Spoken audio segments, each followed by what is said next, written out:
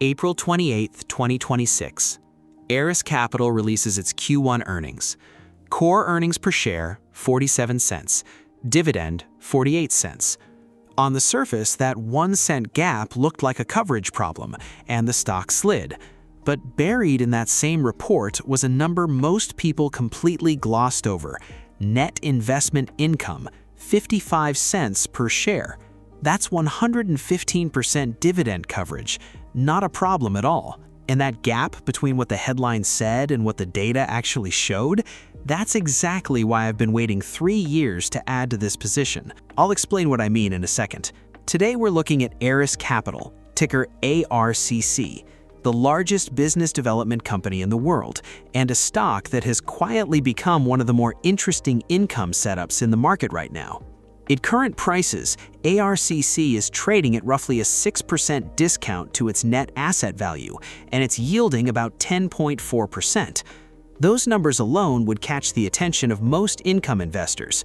But the real story isn't just the yield, it's what's happening underneath the surface, in the credit cycle, in their balance sheet, and in how management has positioned this company for a market that's punishing the sector broadly. We're going to walk through that.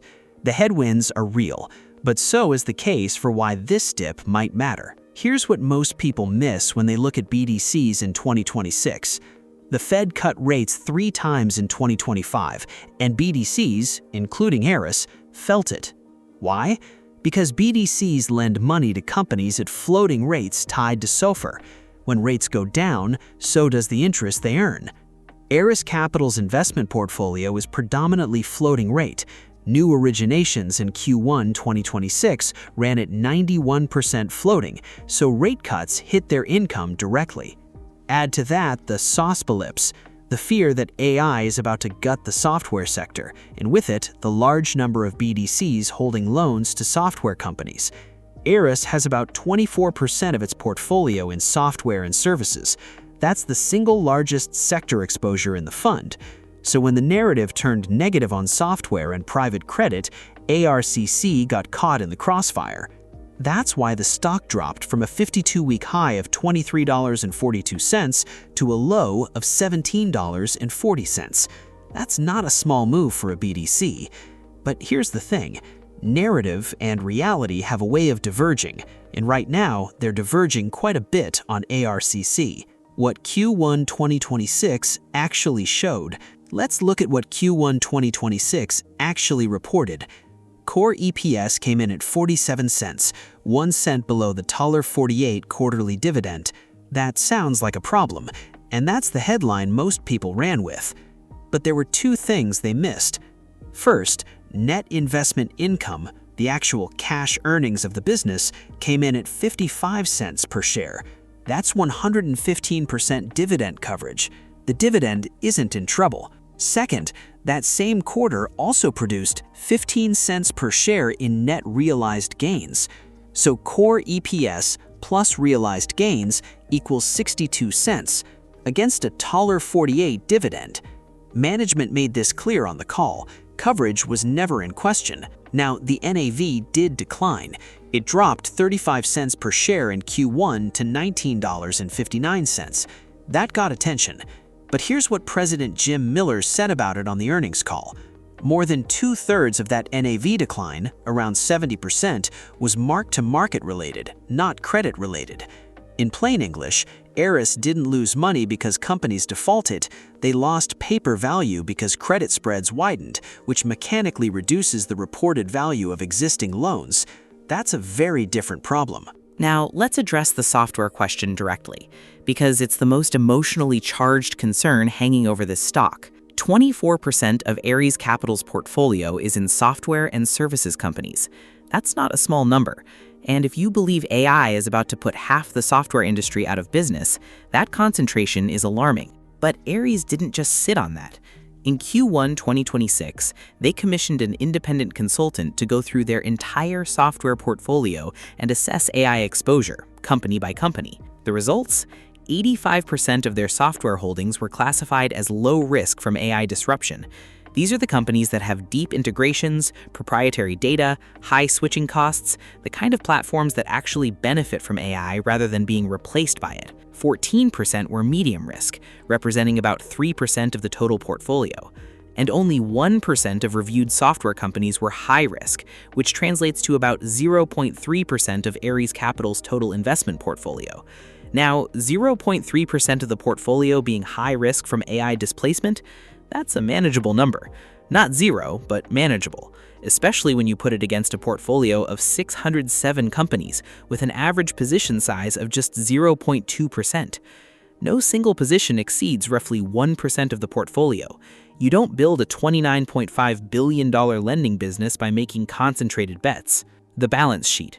This is where it gets interesting. Ares has always been more conservative than its BDC peers, and a lot of investors complained about it when rates were rising, specifically because they didn't pay out extra special dividends the way some competitors did. But those years of discipline are showing up now in the metrics that matter in a tighter environment. Gross debt to equity is 1.13x. The typical BDC operates between 1.2x and 1.25x. Ares is below that. More leverage means more risk when credit conditions tighten, so running a little leaner on leverage gives them more cushion. They also have approximately $6 billion in available liquidity. No maturities before 2030 on any credit facility. That's not a company scrambling for capital. That's a company that can be patient. And then there's the spillover income. Ares is carrying $988 million or $1.38 per share of undistributed taxable income. Think of spillover as a built-in dividend buffer. If net investment income ever dips below the dividend in future quarters, that spillover can be deployed to make up the difference. That's the kind of defensive architecture most investors don't see until the moment it matters. The credit cycle setup, the thing most people are missing. Here's something that flew completely under the radar in the Q1 earnings. Credit spreads have been widening. Most investors see that as purely negative for BDCs, and in the short term it is. When spreads widen, existing loan portfolios lose paper value and NAVs go down. But widening credit spreads also create a forward-looking opportunity. When credit becomes scarcer, borrowers lose their negotiating power. BDCs can demand higher interest rates, stricter loan covenants, and higher upfront fees on new loans. Ares management noted exactly this on the call. They're already seeing incremental spread improvements of around 35 basis points on new first lien originations versus Q1, with fees up about 40 basis points as well. We saw this exact dynamic play out in late 2022. Spreads widened, BDC income initially compressed, then over the following several quarters, net investment income grew meaningfully as new loans originated at higher yields.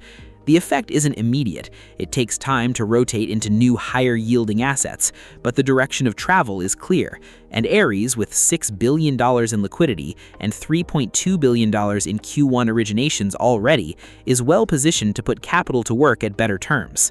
As of Q1 2026, Ares Capital has now paid a stable or increasing regular quarterly dividend for 67 consecutive quarters.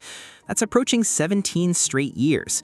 Through the 2008 financial crisis, through COVID, through the rate spike in 2022 and 2023, through 3 rate cuts in 2025.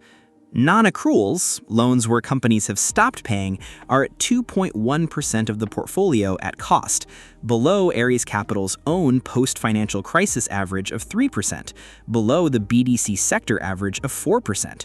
Borrowers in the portfolio grew EBITDA by about 9% on a weighted average basis through Q1 2026. That's in line with Ares' 10-year average, more than double the growth rate of the broader syndicated loan market. None of this is perfect. There are real risks here. Rate cuts continue to pressure income, software sector uncertainty hasn't fully resolved, and non-accruals are creeping up modestly, a trend Ares management themselves flagged as something to watch. No strategy is perfect, but the data suggests this is a fundamentally sound business being mispriced by sentiment. So what does the entry point look like right now? ARCC is currently trading at approximately $18.47 per share against a Q1 2026 NAV of $19.59. That's a discount of roughly 6%. For context, ARCC historically trades at a premium to NAV. Buying at a discount to a company that typically commands a premium is a structurally different entry than what most investors in this stock have seen in years. The quarterly dividend is 48 cents per share. Annualized, that's $1.92.